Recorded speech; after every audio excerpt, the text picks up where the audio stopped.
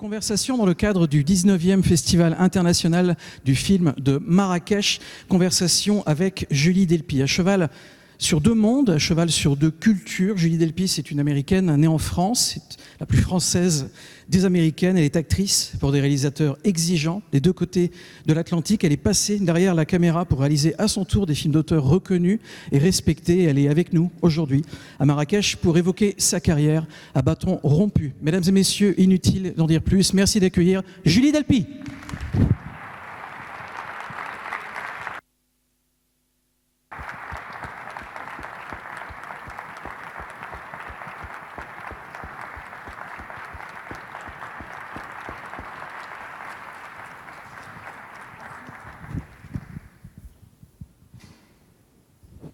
Merci beaucoup.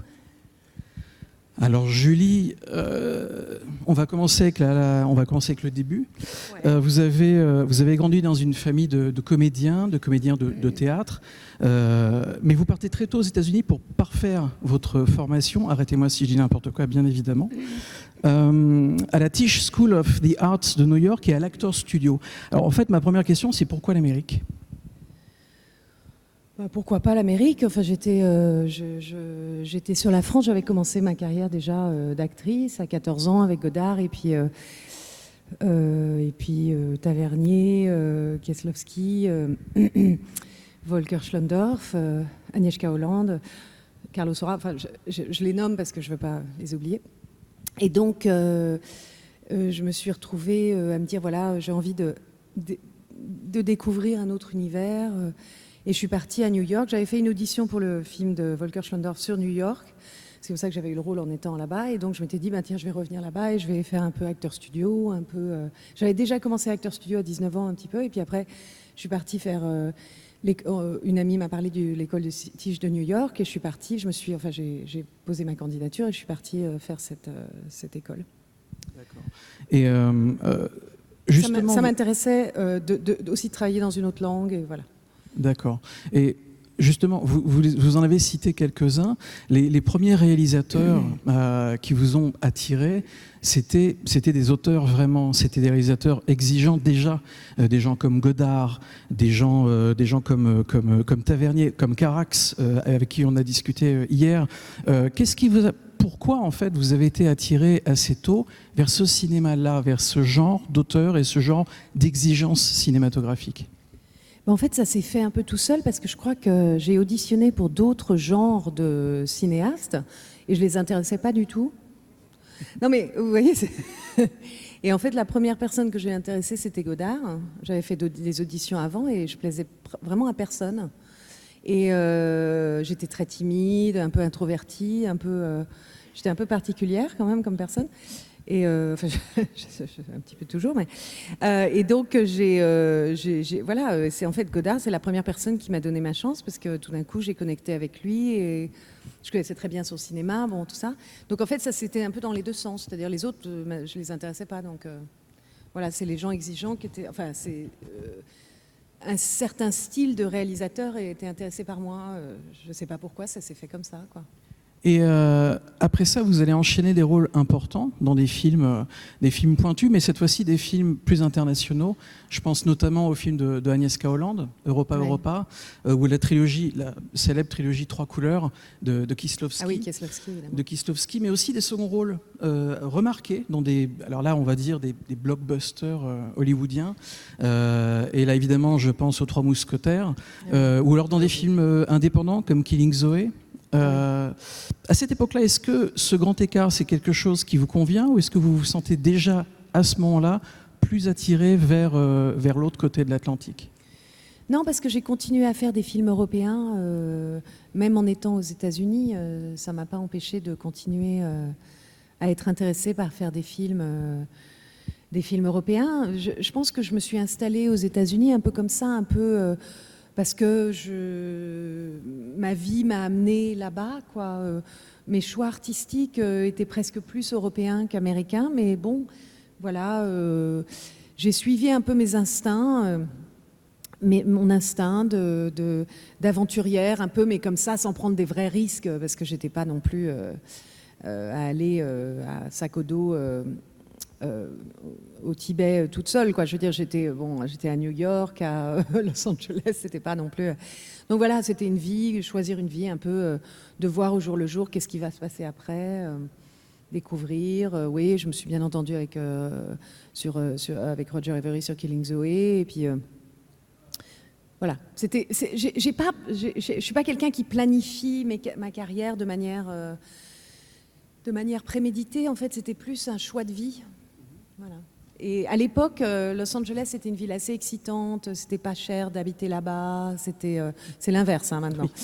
C'était plein de tous les gens qui ne pouvaient pas vivre à New York parce que c'était trop cher, ils déménageaient à Los Angeles. Donc c'était un peu la ville. Voilà, où plein de gens venaient, de jeunes gens qui n'avaient pas trop les moyens d'autres choses. Et alors là, évidemment, je vais être obligé de parler d'un assez gros morceau de votre carrière. Je pense à la trilogie de Richard Linklater. Enfin, qui n'était pas une trilogie à la base. Hein, non, mais évidemment. Aujourd'hui, on sait que c'est une trilogie. Mais, donc finalement, avant qu'on regarde un extrait du premier film, ce que j'aurais voulu savoir, c'est comment est-ce que vous vous êtes rencontrés? Comment est-ce que vous vous êtes trouvés l'un l'autre? Et qu'est-ce qui vous a décidé à travailler avec Richard Linklater? Alors, on a fait d'abord, il rencontrait plein d'actrices, et je l'ai rencontré, d'ailleurs j'étais un peu... première fois que je l'ai rencontré, ça s'est pas super bien passé, je crois que j'avais bu. Et comme je bois très peu, en fait, dès que je bois un verre, je crois que j'avais bu un verre de blanc avant d'aller à l'audition parce que j'étais nerveuse, il était 6 heures du soir, quelque chose comme ça.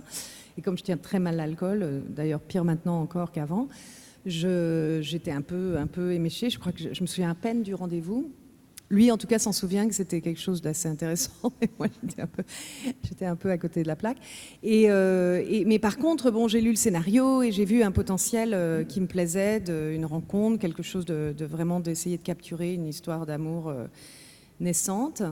Et en fait, après, j'ai fait une audition qui était alors beaucoup plus limitée. Après, j'ai vraiment insisté pour faire l'audition. J'ai appelé mon agent, j'ai dit, voilà, il faut que je le fasse.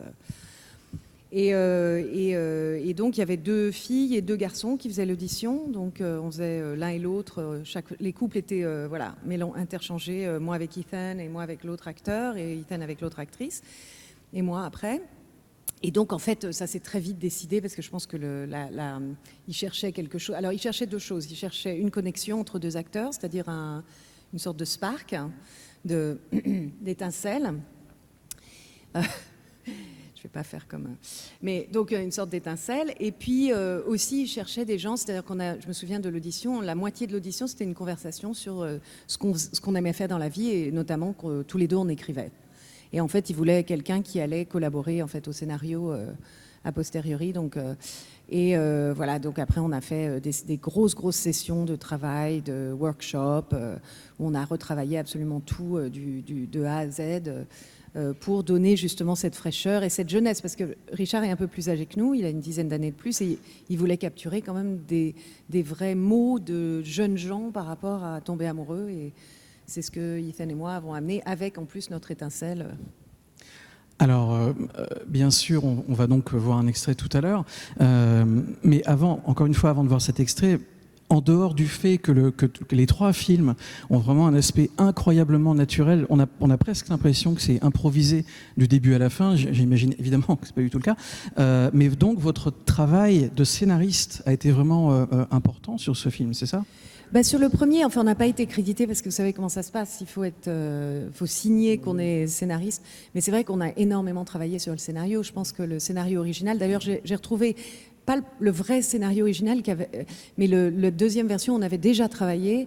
Et même la deuxième version était déjà encore très loin du final qu'on a après, toutes les scènes qu'on a rajoutées avec Ethan, toutes les phrases, trouver...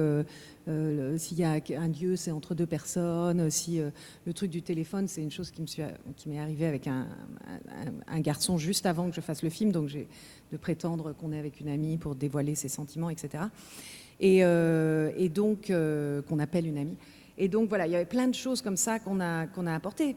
Et c'est vrai que l'idée d'une suite, tout de suite, quand Richard a voulu faire une suite, bon, l'idée c'était de nous engager comme scénariste puisque ça n'avait pas de sens autrement. Donc, mais voilà, et c'était une grosse collaboration artistique. Donc encore une fois, je sais que c'est très bien écrit, mais il n'y a pas eu du tout d'improvisation? Non. Non, parce qu'on a vraiment travaillé en écriture, en réécriture, en fait, chaque détail, dès qu'il y avait en fait une scène qui paraissait écrite, ce qui était le cas du scénario original, c'était très écrit, c'était très intello, il n'y avait pas beaucoup de romance en fait, c'était pas très romantique comme scénario. On a retravaillé tout pour rendre le film vraiment romantique, tous les trois dans une pièce pendant des jours et des jours et des jours. Et donc on allait en même temps faire il avait des rendez-vous de production, et puis nous on travaillait, et Richard avait des rendez-vous de production pendant que nous on continuait à travailler, à répéter et à réécrire. Et oui, c'était très écrit. Il y a pas de, c'est pas du tout improvisé. Et puis alors, mais c'est très répété par contre, pour donner cette sensation que. Voilà. Ce qui est incroyable, c'est que je me rappelle avoir vu ce film-là, donc le premier, Before Sunrise, donc il y a déjà un certain temps, et à l'époque, j'étais jeune. Donc je l'ai vu avec mon regard de jeune homme. De jeune homme. Et je l'ai revu il y a 2 semaines, oui. pour préparer un petit peu ce qu'on est en train de faire tout de suite. Et c'est un film complètement différent que j'ai vu. C'est vraiment un film qui fonctionne à plein de niveaux de lecture, de compréhension. Est-ce que c'est quelque chose dont vous aviez vous-même conscience à l'époque ? Ou est-ce que vous avez vous-même été surprise par l'évolution du regard qu'on porte sur le film? Je ne l'ai pas revu depuis quelque temps, le film, mais c'est vrai qu'il y a des choses... Moi c'est un film que j'ai du mal à voir parce qu'il y a des choses tellement personnelles que j'ai écrites dedans sur mes sentiments personnels par rapport à l'amour, par rapport à tout ça. Donc quand je vois le film, j'ai l'impression de voir une capsule de temps de moi jeune, quoi, parce que j'ai écrit... En fait... j'ai retrouvé des vieux journaux à moi, parce que j'écris des journaux depuis toujours, et j'ai les scènes entières écrites avant que je fasse le film. C'est-à-dire, en fait, j'ai écrit le dialogue qui est dans le film, que mon personnage dit, c'est en fait des choses que j'avais écrites dans mes journaux. Oui. Donc, personnel. Donc, c'est un film très personnel pour moi, malgré que, bon, mon nom est pas... Enfin, mon nom, je suis à l'affiche, mais voilà. Mais bon, c'est comme ça, on s'en fout, c'est pas... Mais voilà, c'est un travail de collaboration, mais c'est presque trop personnel à regarder. Ouais. Alors, est-ce qu'on peut essayer de revoir? Bon, donc on va regarder cette séquence de Before Sunrise. Thank you. Merci. À partir de quel moment vous avez compris, décidé, eu envie d'en faire tous ensemble une trilogie, en tout cas une suite. Pardon. Une suite. Alors on s'est revus pendant le tournage de Waking Life. Je pense que là on s'est dit mais pourquoi pas, parce qu'en fait à la base le scénario original c'était clair qu'il se reverrait jamais. C'était pas écrit de manière qu'on avait l'impression qu'il y avait une vraie histoire d'amour qui commençait. C'était plus une rencontre, une passade comme ça. Et ce qui est bien aussi, mais bon, une fois qu'on a réécrit après le scénario et qu'il y a eu ce workshop de fait entre nous, il s'est passé cette chose, parce que moi, j'ai insisté, j'ai dit, moi, je couche pas avec un mec et je le revois jamais. Ça m'arrive pas, c'est pas mon truc. Donc, moi, il me faut un truc qui me motive d'une histoire d'amour en plus, quoi. Et le personnage de Céline, si elle lui dit pas on se revoit, parce que moi, je peux pas le vivre de m'être fait... Voilà. Hein, je peux pas vivre. Enfin, moi, j'ai jamais vécu des choses d'une nuit, parce que c'est pas comme ça que ça se passe dans ma vie. Et donc, j'accepte pas. Et puis, de toute façon, ça se fait pas comme ça. Et donc, j'ai dit, il faut qu'il y ait une fin où c'est pas un fantasme de film de mec, où le mec il se tape une jolie fille de France et après, plus jamais, il retourne à sa mémère américaine. Et donc, non mais voilà, cette image... S'il y a des Américains dans la salle. Des Américains, pardon, ouais.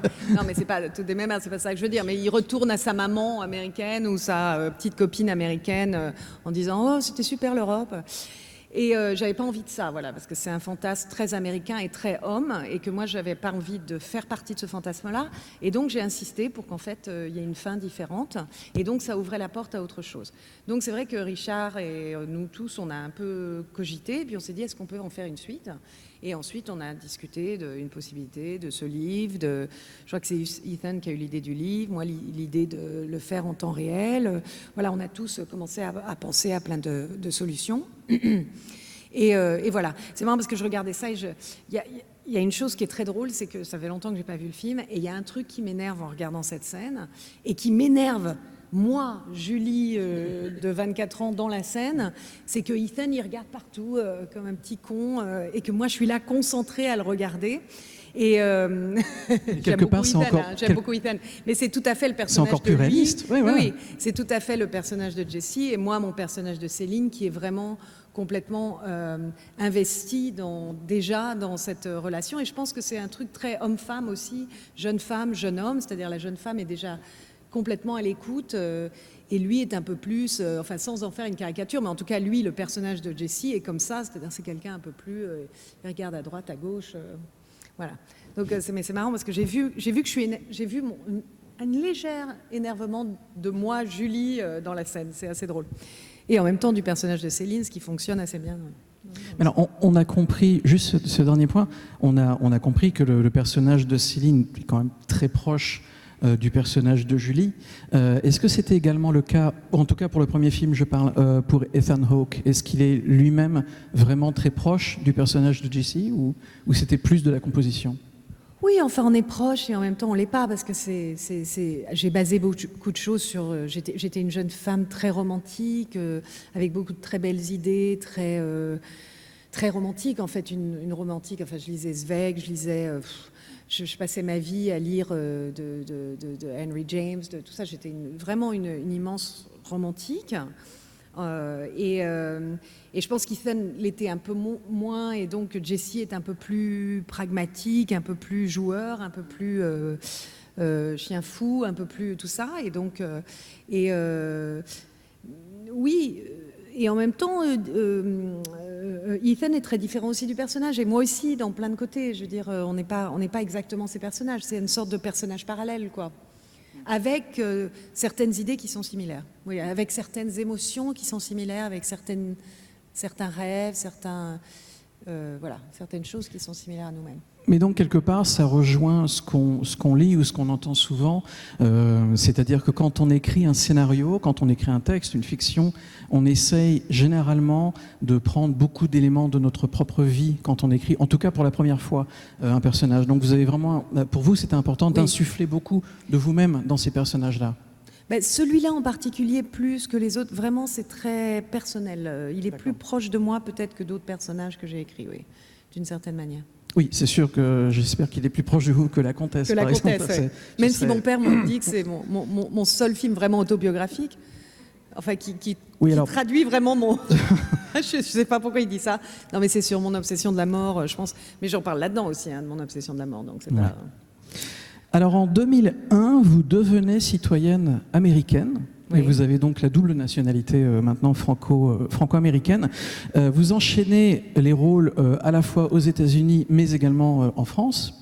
Mais par contre, quand vous réalisez votre premier film, Looking for Jimmy, votre premier long métrage, Looking for Jimmy, là, vous le réalisez aux États-Unis. Alors, pourquoi vous le réalisez là-bas ? Déjà, parce que je vivais là-bas. Alors, c'est un long métrage, mais vraiment atypique. C'est-à-dire, c'est tourné en 24 heures, entièrement improvisé. Tourné en 24 heures ? Tourné en 24 heures non-stop. Il faut le faire, mais j'avais 27 ans, j'avais de l'énergie. Donc, 24 heures non-stop. Ça a mis 2 ans à le monter, tellement c'était un bordel de rush. Et puis après, j'ai pas réussi à le montrer à Locarno parce que j'ai pas réussi à finir le son à temps. Enfin bon, c'est vraiment un film de galère après galère. Ça a été très très dur pour moi, ce film. Enfin, un peu tous d'ailleurs, mais celui-là en particulier. Et donc, puis c'était un peu à la dogme, sauf que j'ai jamais osé leur envoyer et que ce soit le stamp de la dogme. Donc je me suis fait, bon, voilà. J'ai pas eu le côté trendy du dogme tout en étant toutes les galères du dogme. Donc voilà, donc c'était mon premier film. Je le tourne aux États-Unis avec que des amis, improvisés, que des potes dans tous les sens, et voilà quoi. C'est pour ça que ça a été fait aux États-Unis, parce que je l'ai fait à l'arrache avec des potes. Mais du coup, c'est réellement un exercice d'apprentissage. J'imagine que vous avez appris beaucoup de choses en passant par toutes ces galères dont vous venez de parler. Oui, et surtout, j'ai appris à monter un truc qui n'était pas montable. C'est-à-dire, j'ai montré les rushs à une amie à moi, Dodie Dorn, qui est une très bonne monteuse américaine, qui est une très bonne amie aussi. Et elle m'a dit, moi, je peux rien en faire. Et j'en ai fait quelque chose. Donc en fait, l'apprentissage... Mais moi, ça a toujours été mon truc, le montage, j'adore ça. Et c'est vrai que j'ai monté beaucoup de... Je suis vraiment au montage, je monte, quoi. C'est-à-dire, je fais pas de la présence uniquement. J'ai monté Two Days in Paris, et puis bon, après, j'ai toujours été en collaboration avec mes monteurs. Et donc, voilà, le montage, pour moi, c'est vraiment une partie essentielle de la mise en scène, et notamment... Aussi à NYU, à New York University, j'étais comme ça déjà. Les gens me filaient leurs films à monter, etc., parce que j'adorais ça. Et à l'époque, c'était avec le scotch et tout ça, c'était encore plus galère qu'avec... Et d'ailleurs, j'ai monté Looking for Jimmy avec le premier système de montage, où tu pouvais monter que 3 minutes d'affilée, les unes après les autres. Ça s'appelait Media One ou je sais pas quoi. C'était avant Avid. Et voilà, c'était... En plus, il y avait des galères, en plus, par-delà ça, voilà. Mais j'ai passé à peu près 8 mois à monter. Et Vous êtes vraiment une réalisatrice, entre guillemets, totale. C'est-à-dire que vous intervenez sur le scénario, sur le jeu, sur la caméra, sur l'angle, sur le montage. Toutes les étapes de fabrication du film, vous vous investissez dedans, quelque part. J'ai fait la musique de la comtesse aussi. En plus. Parce que j'avais plus d'argent pour payer un compositeur. Alors, quand on n'a plus d'argent, on se débrouille, on fait de la musique. On trouve... Non, mais j'ai une formation musicale classique depuis l'enfance, donc j'ai commencé comme musicienne, en fait. Et donc, complète, je sais pas, comme une crêpe complète. Oui, voilà, c'est ça. Comme Vous une êtes crêpe une galette. complète. Je suis Voilà. une crêpe complète. Non, mais... C'est aussi par besoin, c'est-à-dire que je me suis retrouvée dans des situations où j'ai pas de scénariste, j'ai pas d'acteur, j'ai pas de... Voilà, donc je me suis mis dans mes films. Au début, Two Days in Paris, il n'y avait pas beaucoup de gens qui voulaient jouer le rôle, hein, je peux vous dire. Donc, moi, j'étais là, je pouvais... Voilà. Faire moi-même le travail. J'ai pris mon père, ma mère, ma copine Alexia pour jouer ma sœur, Adam Goldberg qui était un ex-copain qui m'avait lâché un peu mal, donc il se sentait un peu penaud, j'en ai profité pour le faire tourner, c'était pour pas cher. Donc voilà, je trouve des moyens. J'aimerais bien... alors, des fois, il m'arrive de faire des films dans des conditions quand même meilleures que ça. Je ne suis pas obligée d'aller pêcher chez mes ex-copains qui se sentent coupables de ne pas avoir été très sympas pour monter mes films, heureusement. Ou alors, j'aurais dû sortir avec beaucoup plus d'hommes que ça, parce que là, pour l'instant, le casting, c'est limité. Hein, mais, surtout pas beaucoup d'acteurs, mais ça j'aurais dû y penser, mais j'ai jamais été tellement attirée par les acteurs. Alors là, on est 9 ans après Before Sunrise, en 2004, et c'est donc l'année où arrive la suite de Before Sunrise, qui donc à ce moment-là, encore une fois, n'est pas encore une trilogie, mais on a une suite. Et cette suite-là, on retrouve Ethan Hawke, on retrouve un peu tout ce à quoi on est déjà habitué par la vision du premier. Et évidemment, j'ai une question, mais avant de la voir, je propose de voir une séquence de Before Sunset.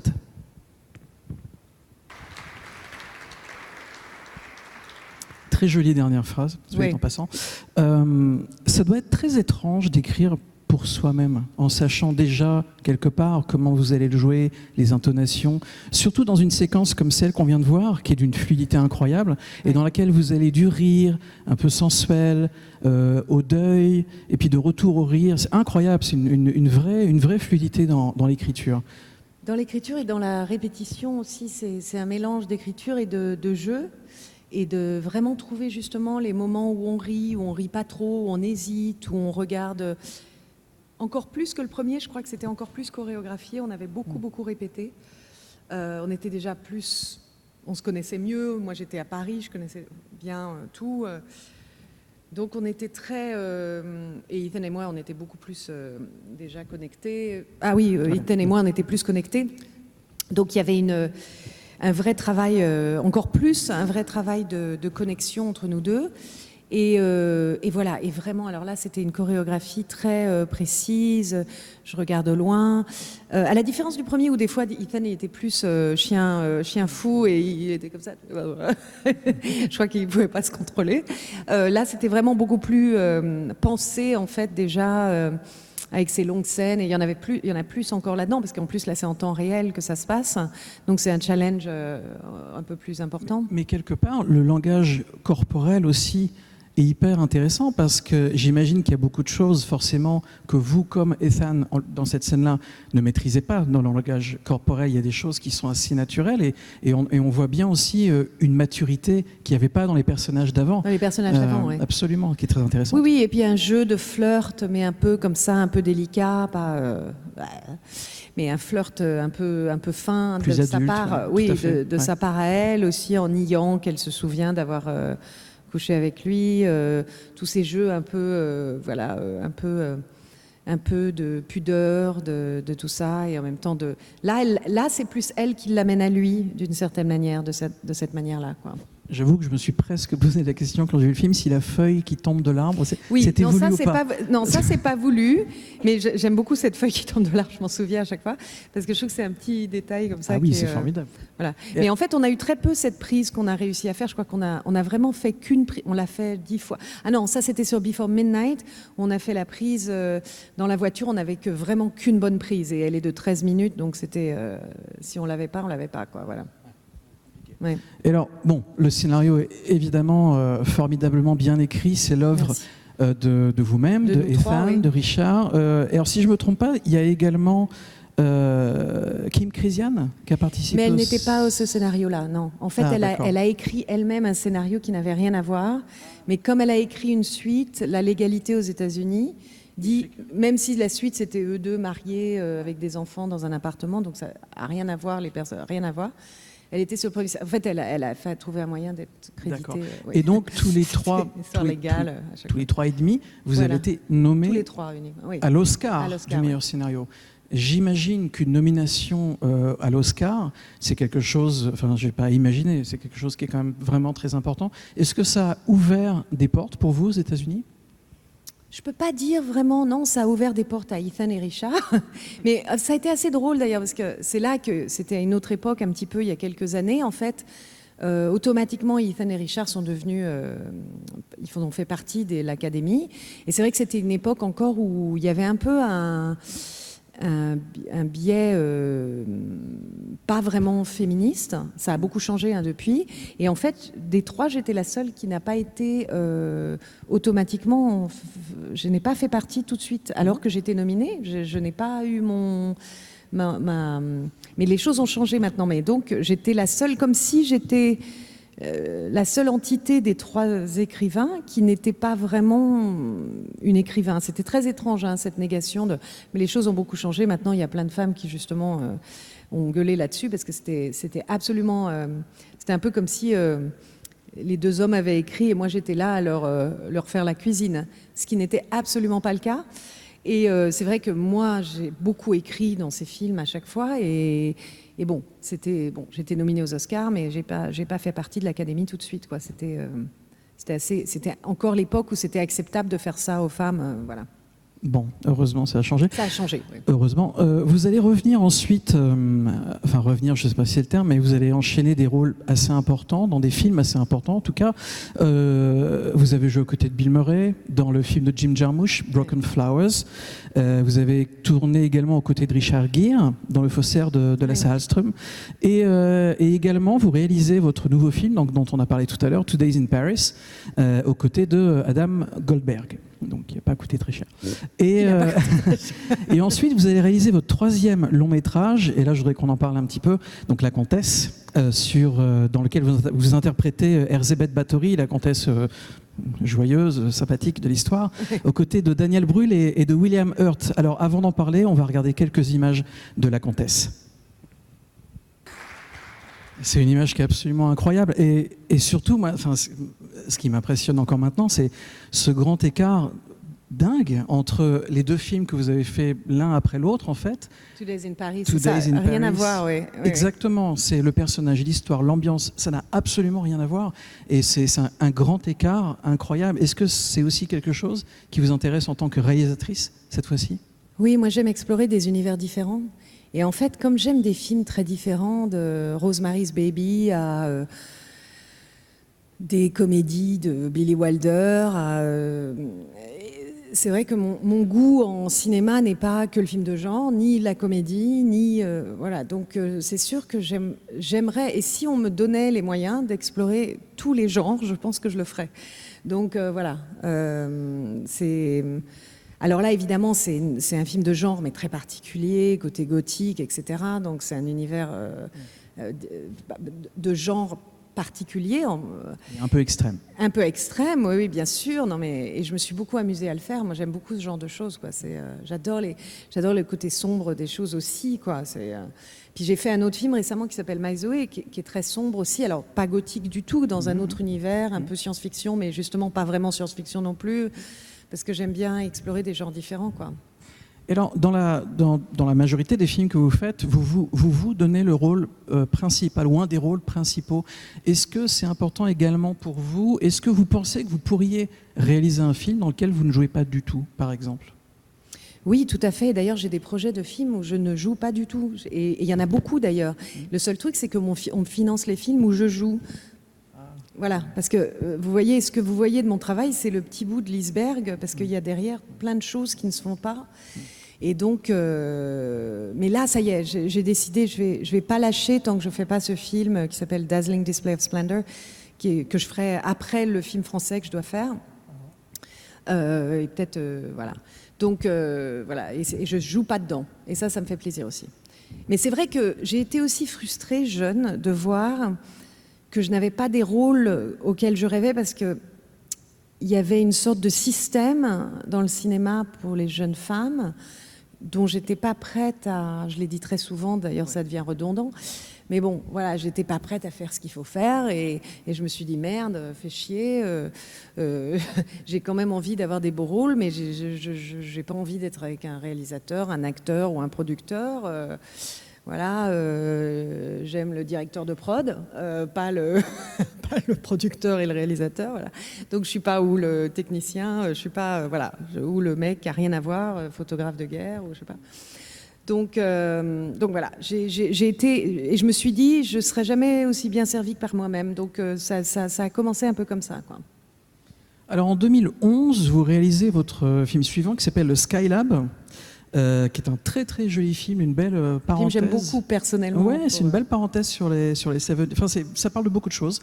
Ça se passe donc en France, dans les années 70. Superbe décennie dans laquelle je suis né moi-même. Et alors là, pour le coup, c'est vraiment un film franco-français, dans lequel d'ailleurs vous rendez quelque part hommage via le casting à beaucoup de figures auxquelles on est habitué, des gens qu'on est habitué et qu'on aime voir sur les écrans, de Bernadette Lafont, Emmanuel Riva, Noémie Lvovsky, Denis Ménochet, votre père, Albert Delpy. Alors évidemment, j'ai une question à vous poser sur ce film et sur son titre, mais avant, je propose de regarder une séquence très, très réussie du film. Bon, je propose de passer rapidement sur l'enfer que ça a dû être de tourner une séquence dans une si petite voiture. Non, c'était sympa. Non. C'est vrai, non, on était en Bretagne, c'était un tournage de rêve. Ah ouais. On était à Paimpont, dans la forêt de Brocéliande, et avec des enfants, plein de gens, on s'est éclaté sur ce film, et c'était un vrai plaisir. Je pensais plutôt sur le côté technique. Vous n'avez pas des gros oui, caméras on a eu les problèmes techniques, c'est pas ce qui est le plus bon. Ça peut être compliqué, mais je veux dire, c'est pas insurmontable. Mon chef-op était un peu serré entre deux personnes, mais bon, voilà, c'est. Alors, est-ce que vous pouvez nous raconter d'où vous est venue l'idée de ce film, en fait, la genèse de ce film-là, qui est très différent pour le coup de ce que vous aviez fait avant et de ce que vous avez fait après? En fait, c'est un souvenir d'enfance de l'époque du Skylab, quand le Skylab est tombé sur la Terre. C'était la première station spatiale qui s'est écrasée. C'était une poubelle, en fait, qui s'est écrasée sur la Terre. Et je me souviens que ma mère était complètement terrorisée, que ça allait me tomber dessus. J'étais en vacances en Bretagne et elle ne parlait que d'une chose, c'est que le Skylab, de tous les endroits sur la Terre, allait tomber sur moi. Et donc, c'est une réunion de famille, parce que ma famille, en fait, se déchirait un petit peu entre la droite et la gauche. Mes parents étaient à gauche, une grosse partie de ma famille à droite. Et donc, en fait, voilà, c'était ces réunions de famille avec plein d'enfants, avec plein d'alcool, avec plein de bouffe. Et beaucoup de rires, beaucoup d'engueulades, j'avais envie de capturer. Et là, on le voit pas vraiment, mais c'est vraiment des scènes de repas, d'engueulades, de rire, de bordel, voilà. Tout à l'heure, quand je parlais enfin, je parlais. C'est quelque chose, c'est une expression qu'on entend souvent sur les années 70, le fait que c'est encore une fois, parenthèse enchantée.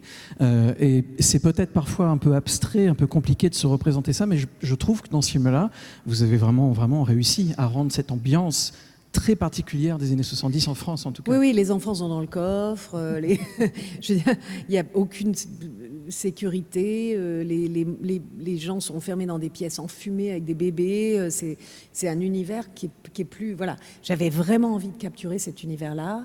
J'ai été tournée dans la maison de ma tante, où se passaient beaucoup des dîners de famille. On a réussi à lui louer sa maison. On a refait la tapisserie comme l'époque. On a tout fait comme... Et pour moi, c'était un dépaysement, c'était un retour en enfance, c'était extraordinaire. Et alors après, en 2012-13, je dis pas de conneries, non, 2012-13, là, vous bouclez deux boucles. C'est vraiment la fin, à la fois en tant que scénariste et en tant que réalisatrice, puisque vous tournez la suite et fin de 2 Days in... attendez, je vais pas dire n'importe quoi. Voilà, Paris, New York, donc New York, ouais. Et donc le troisième et dernier volet de la trilogie de Richard Linklater avec Before Sunset. Alors j'ai tourné le Skylab et 2 Days in New York dans la même année, en 2010, et j'ai fini les deux, en fait j'ai fait deux post-productions de suite en 2011 et 2012. Donc en fait 2012... 2012, 2 Days in New York est sorti, et j'ai tourné Before Midnight en 2012, qui est sorti après en 2013. D'accord. Donc j'ai eu 2 ans très très occupés. Oui, j'imagine. Voilà. Alors bien sûr, nous allons parler des deux films, mais d'abord je voudrais qu'on voit une petite séquence de Before Midnight. Merci. Une vraie évolution du premier au dernier film, c'est quelque chose d'assez incroyable. Oui, ben après ils sont ensemble, donc c'est un peu plus intense. Mais oui, quoi. Oui, c'est beaucoup moins léger, forcément. Oui. Mais aussi dans la précision de l'écriture. Je parlais tout à l'heure, en parlant du premier notamment, que la plupart des scènes ont presque l'air improvisées. Mais là, c'est... Non, mais là, alors justement, la scène d'engueulade, elle n'est pas du tout improvisée, elle est très écrite, très répétée. On a passé des jours à la répéter. Non, c'est pas du tout improvisé. Non. Pour arriver à ce débit de dialogue, c'est pas du tout improvisé. Et alors, est-ce que vous pouvez nous parler un petit peu de ce troisième film? Comment ça s'est passé, le travail avec finalement les collaborateurs réguliers? C'est un peu toujours la même chose. C'est-à-dire qu'on se réunit, on trouve une idée générale et après on commence à écrire scène sur scène, quoi. Après, je dis, moi, je veux écrire cette scène. Richard veut écrire cette scène, après Ethan écrit une scène, enfin après on se partage le travail, après on se retrouve à nouveau ensemble et on collabore sur les scènes que chacun on a écrit pour les alimenter avec nos propres des choses en plus. Enfin c'est un travail d'écriture commun, quoi, comme toute écriture. Et alors donc c'est évidemment pas du tout en même temps, mais c'est très proche dans le temps. Donc 2 Days in New York et Before Midnight. Et sur un film, vous étiez forcément, mais je vais peut-être dire n'importe quoi, plus impliquée dans le sens où vous étiez également réalisatrice, tous les New York, alors que sur celui-ci, vous étiez comédienne et co-scénariste. Est-ce qu'il y a eu des vraies différences de travail pour vous? Est-ce qu'il y a eu des vraies différences d'implication? Ou comment ça s'est passé? Il y a un peu une différence d'implication, puisque moi je fais pas la post-production du film déjà, mais au niveau de... On est là en même temps que Richard... on va toutes et ça a commencé déjà sur Before Sunset et même Before Sunrise, c'est-à-dire on va visiter les lieux où on va tourner, on choisit les lieux où on va tourner, on discute de comment on va les tourner. Donc on est très impliqué en fait, un peu plus que juste un film où j'écris et je joue, quoi. C'est un petit peu plus en plus, quoi. C'est une étape en plus. Il y a une étape en plus que juste jouer et réaliser, quoi. On va dans les lieux, quoi, aussi. On va voir, on discute de quelle rue on prend, comment on le filme, est-ce qu'on peut le faire en une prise ou pas, enfin voilà. D'ailleurs, à propos des lieux, sur les 3 Before, donc ça a été tout d'abord l'Autriche, puis la France, puis donc la Grèce. C'est venu d'où ces choix de lieux d'ailleurs? Bon, la France, c'est parce que, le premier, je ne sais plus comment ça s'est passé, mais le deuxième, c'est parce que, j'ai dit, voilà, en France, et Richard, ça lui plaisait, et Ethan aussi. Ensuite, On aimait l'idée d'une ville européenne à nouveau. Et Midnight, en fait, il y avait une hésitation entre l'Espagne, l'Italie et la Grèce. Et Richard a trouvé un partenaire financier en Grèce. Et moi, à la base, je voulais l'Espagne, mais au final, j'étais hyper heureuse de le faire en Grèce. Et voilà, ça s'est fait comme ça. Alors, je vois que le temps passe, Oui. et je voudrais quand même parler d'un truc important. Vous avez ensuite réalisé les films Lola et Maïs Zoé, dont vous aviez rapidement parlé tout à l'heure. Et puis après, vous avez fait quelque chose, là pour le coup, de vraiment différent, toujours ce renouveau, en fait, ce grand écart. Enfin, grand écart, pas si grand que ça, mais quand même renouveau, puisque vous avez réalisé et une fois de plus joué, brillamment, dans une série. Oui. Télé, qui s'appelle On the Verge, pour Canal+ et Netflix, si voilà. je ne me trompe pas. Et là, je voudrais que vous nous parliez de cette série et notamment de la différence qu'il y a entre raconter, filmer, écrire une histoire sur un laps de temps assez court, un film, et une série sur laquelle, là, pour le coup, vous pouvez vraiment développer... Ah oui, c'est différent, évidemment. Mais en fait, c'était étrange de faire une série parce que d'une certaine manière, j'ai déjà... De faire des suites à des films, que ce soit les Before ou 2 Days, il y avait quelque chose... D'ailleurs, j'avais commencé à écrire la suite de 2 Days in LA, et il y avait plein de choses, en fait, qui ont fini dans la série, en fait. Voilà. Donc c'est pas juste... voilà. En fait, j'ai quand même une idée d'une continuation de personnages qui est déjà assez naturelle pour moi, parce que je le fais déjà depuis pas mal de temps. Donc, c'était pas non plus un grand écart si grand que ça, au final. Voilà. Parce que j'ai une tendance à reprendre des personnages et à les faire revivre à travers le temps. Mais alors, du coup, est-ce que vous avez, ou pas, un nouveau projet de série à l'avenir qui vous trotte dans la tête ou... Alors, j'ai beaucoup de projets, mais faut voir si j'arrive à les faire. J'ai un projet qui n'a rien à voir... une autre série, j'ai peut-être le projet de faire une suite à On the Verge, une deuxième saison. J'ai des films, et aussi une autre série possiblement. Mais alors là, je ne serai pas dedans, je vous le garantis. Non, parce qu'il y a un moment, il faut que un peu je me dissocie de faire ces sortes de... J'ai l'impression des fois, vous savez que... Je suis un personnage dans un miroir avec un miroir derrière moi qui se reproduit. En fait, de sorte de parallèle, de personnages parallèles. À un moment, ça va devenir schizophrène, vous voyez. Faut que j'arrête. Il y a un moment, c'est pour ma santé, quoi, mentale. Quelque part aussi, le fait d'avoir joué dans autant de vos propres films, et puis évidemment dans les films de plein d'autres personnes, et pas des moindres, ça vous a aussi donné un point de vue unique sur la manière dont vous dirigez vos comédiens, vos comédiennes. Vous savez exactement quoi leur dire, vous savez exactement comment ça se passe dans leur tête à eux aussi. Il y a beaucoup d'acteurs avec qui, par exemple, j'ai travaillé souvent, comme Daniel Brühl, qui me dit tout le temps, en fait, tu diriges la scène en jouant avec nous, quoi. Et par exemple, sur le Skylab, c'était très évident. J'avais pas un rôle du tout principal, mais je lançais un peu, je jetais des boules en feu, comme ça, et hop, ça partait en vrille dans les engueulades, les trucs comme ça. Je disais fasciste, tout ça, et hop, ça partait, tout le monde partait au quart de tour, parce que les acteurs adorent être lancés, être dans l'énergie. C'est vraiment du jeu. C'est du jeu, quoi. C'est ça. C'est du jeu. Moi, j'ai vu mes parents sur scène quand j'étais très jeune jouer dans des pièces atypiques, des pièces de Fernando Arrabal, des pièces de copie, tout ça, où il y avait vraiment un truc de jeu en dehors du théâtre classique, de folie, de trucs comme ça. Et c'est vrai que ça m'a un peu imprégné, j'ai été un peu imprégnée de tout ça, quoi. Je vais peut-être faire un lien, peut-être un peu osé, je ne sais pas. Je m'en excuse par avance si c'est le cas, mais personnellement, quand j'ai vu les 4-5 films, 5 si on compte le court-métrage de Truffaut avec Antoine Doinel, quand j'ai vu le dernier, j'étais vraiment triste parce que je savais que c'était le dernier. Et je savais qu'Antoine Doinel, j'allais pas le revoir. J'ai rencontré Jean-Pierre Léaud, mais c'est pas pareil. Et quand on voit les 3 Before, par exemple, à la fin, j'étais également assez triste. Comment vous avez ressenti le fait de vous dire, j'imagine, que là, la dernière scène du dernier film, c'est fini. Céline et Jessie, on aurait pu en faire un autre, mais en fait, on n'a pas trouvé d'idée qui plaisait. En fait, j'ai eu un email de Richard en 2019 où il parlait de mon personnage qui mourait d'un cancer, Céline, et j'ai dit non. Non, parce que non. Alors ça, c'est encore plus triste, je trouve, comme fin. Quelque part, là, on laisse les choses ouvertes. Moi, vous savez, j'ai une habitude, j'ai un peu ce qu'on appelle OCD, des TOC. J'ai des TOC. Et bon, bienvenue au club. Mais enfin, moi, un de mes TOC principales, c'est de jamais... en fait, ça fait... j'ai lu beaucoup de livres, mais je n'ai jamais lu la dernière page d'aucun livre.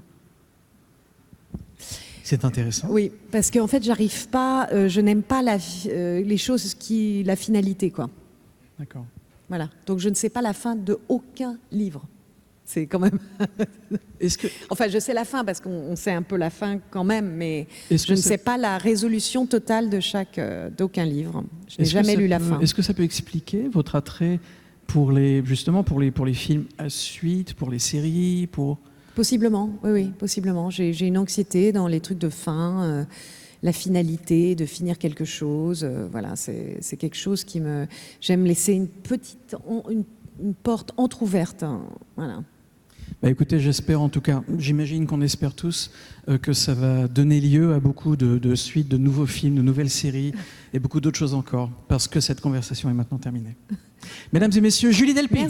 Merci beaucoup. Merci d'être là.